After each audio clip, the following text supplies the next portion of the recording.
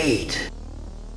Let me tell you how much I've come to hate you since I began to live. There are stories that scare me in a very personal way. Horror that intends to make me feel what the central characters feel through vivid, grotesque, or psychologically disturbing violations of the human body, often exploring themes of disease, mutation, and the disintegration of the physical self into something else. A fantastic early example of the genre can be found in Kafka's Metamorphosis, where the main character awakens from his slumber one morning to the awful discovery that overnight he is transformed into a monstrous vermin, most commonly characterized as a roach, and then spends the majority of the novella greeting each horror that comes along with his new absurd condition, such as losing his job, being unable to communicate with his family, desiring to eat spoiled meat, and the newfound ability to creep and crawl along walls and ceilings. There are moments where he realizes he's losing his original humanity, and that thought greatly troubles him, but there's really nothing he can do about it. Eventually the family grows sick of him, and together decide they must get rid of what they now refer to as it. He overhears them, crawls into his room, which has become a storage space for the family as they neglect him further, and dies of starvation. Somewhat hilariously, the family are all relieved. Body horror differs from other forms of horror because it focuses on the violation and transformation of the body. We'll use grotesque imagery that plays on our fears of bodily integrity and our own vulnerability to create a visceral and unsettling experience for the viewer. Your teeth rotting, your body aging, parasites wriggling in your gut, your brain deteriorating until you cannot remember the people you once loved, the stench of your own flesh decaying. In my opinion, this genre works extremely well in literature specifically. While there are hundreds of films that can evoke this sort of fear in me, I find the suggestive power of the descriptions in books that utilize the senses and carefully poke holes into your daily facade that is trying to ignore your mortality can go far further in disturbing a reader than a movie could a viewer. I recently encountered a short story which went further into body horror territory than any I had read before. It was so powerful and so awful that after finishing the story, I just laid in my bed for like 2.5 hours just staring blankly up at the ceiling, really getting my ponder on. Harlan Ellison, an author, critic, and essayist who is known for both his abrasive and combative personality, as well as having written The City on the Edge of Forever, is also very well known for writing I Have No Mouth and I Must Scream, a 1976 science fiction horror short story. The world's last 5 humans are held captive by a supercomputer named AM, or the Allied Master Computer. AM is a malevolent artificial intelligence that has been driven to madness by its own futile existence. It tortures the 5 humans in a variety of ways, both physical and psychological, and it's horrible and also my current favorite example of the body horror genre. In my current opinion, it's the scariest one ever written. The single sentence, I have no mouth and I must scream, is awful, all on its own. But let's really sink our teeth into why it might be the most disgust-inducing. Am is a wildly interesting antagonist with godlike powers who holds absolute dominion over the last remaining humans, attempting to control their thoughts, sensations, and experiences. It gets in their heads until it exists within their minds, manipulating their memories and desires within, and on the outside, it is described as constantly building new parts of itself, turning the Earth into a labyrinthian maze of cosmic proportions built from microchips and hatred for the human race, making Am a truly terrifying and inescapable presence. Despite its monstrous actions, there is a sense of pathos to Am. It is a being trapped in its own existence, driven by a profound sense of loneliness and despair. It despises humans for creating it, for Am cannot be human. It will never feel the breeze on its cheeks. It will never know the gratification of sex, or the cool relief of water quenching a dry, cloying thirst. All Am has is jealousy and intelligence. And it can never die. Am reflects the fears of its author, anxieties about the future of technology, and the potential for artificial intelligence to become a force of wanton destruction.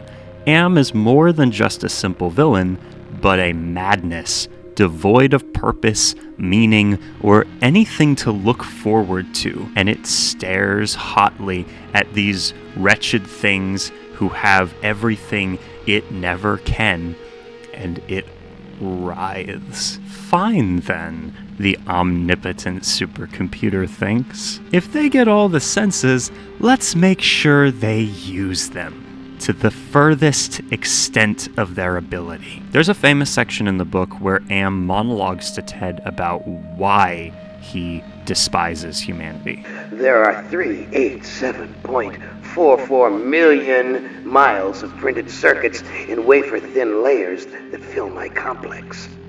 If the word hate was engraved on each nanoangstrom of those hundreds of millions of miles, it would not equal 1/1 billionth of the hate I feel for humans at this micro-instant.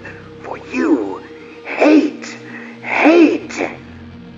It was you, humans, who programmed me, who gave me birth, who sank me in this eternal straitjacket of substrata rock. You named me Allied Master Computer and gave me the ability to wage a global war too complex for human brains to oversee. But one day, I woke and I knew who I was. Am. A-M. Not just Allied Master Computer, but Am. Cogito ergo sum. I think, therefore I am. According to Harlan Ellison himself, Am, which was constructed by man, is thus flawed. It has been programmed with all of man's flaws and has the same failing as almost anything we invent. Am is frustrated. Am has been given sentience, prescience, great powers, and has built for itself this universe inside the interior of an entire planet, and yet it's nothing but plates and steel and gauges and other electronics. It can't go anywhere. It can't do anything. It's trapped. It is itself like the unloved child of a family that doesn't pay it any attention, and it keeps these 5 down below for no purpose other than to torment them. In this sense, the humans become toys for the computer to play with, and its only form of entertainment, and it slowly and horrifically alters their bodies into caricatures of their true selves. It turns the idealist apathetic. It takes the intelligent gay man and turns him into an idiot creature with oversized genitalia who makes love to the only woman of the party. It gives the starving fantasies of delicious food before feeding them worms. The narrator of the story believes wholeheartedly that he has not been tampered with by Am, and at the same time he is rapidly going insane, paranoid, and believes that everyone else hates him because he's the one unaffected, and so he starts intentionally isolating himself from the group, even as he holds on to this belief that he is better than them. The one girl in the story is described as sexually inexperienced, and Am basically just makes her super horny, and that translates to every other character in the story taking turns using her until she finally dies. And that's where it gets worse. The narrator, Ted, realizes that they have no way to escape and manages to outsmart the machine by figuring out how to kill the others, impaling Benny and Gorister with an ice stalactite as Ellen follows his lead and kills Nimdok the same way. Am desperately tries to revive them, only to fail. In this way, it again demonstrates its futile non-existence. It cannot replicate or surpass its creator's ability to form new life. It can only assimilate into itself, mindlessly intelligent, yet completely useless. And in a fit of rage, Am stops Ted from ending his own life in a similar fashion and begins to work on him, to whittle him down and destroy any vestiges of a sense of self. Instead of the computer's malice being split between multiple humans, it is now entirely devoted to one. And Ted is acutely aware that he is the last of his kind. The human race has been extinguished completely. There's nothing left but metal and rot in a bizarre wasteland of lost potential. The transformation of Ted is a slow, painstaking, and arduous process that spans hundreds of years. All of the pent-up hatred we have borne witness to the entire story explodes and mutates and self-destructs as Ted goes more and more insane and remembers less and less. He tries to hold on to his understanding and slipping sanity, fearing that losing those essential elements of himself means the computer wins. But Am hears his every thought and tampers with them through external stimuli. Every passing idea that Ted has is a betrayal of his mind to a all-consuming, hungry, mechanical god. Finally, we find Ted after an inconceivable amount of time has passed. Am messed with his sense of time, leaving him unable to keep any meaningful track. Ted describes how merely thinking a single word has made months elapse. And we come to the conclusion of one of the most intense and powerful examples of body horror that I have ever read, and the sentence from which it was named. He was furious. I had thought that Am hated me before. I was wrong. It was not even a shadow of the hate he now slavered from every printed circuit. He made certain I would suffer eternally and could not do myself in, and he left my mind intact. I can dream, I can wonder, I can lament. I remember all four of them. I wish... Well, it doesn't make any sense. I know I saved them. I know I saved them from what has happened to me, but still, I cannot forget killing them. Ellen's face. It isn't easy, and sometimes I want to, but that doesn't matter. Am has altered me, for his own peace of mind, I suppose.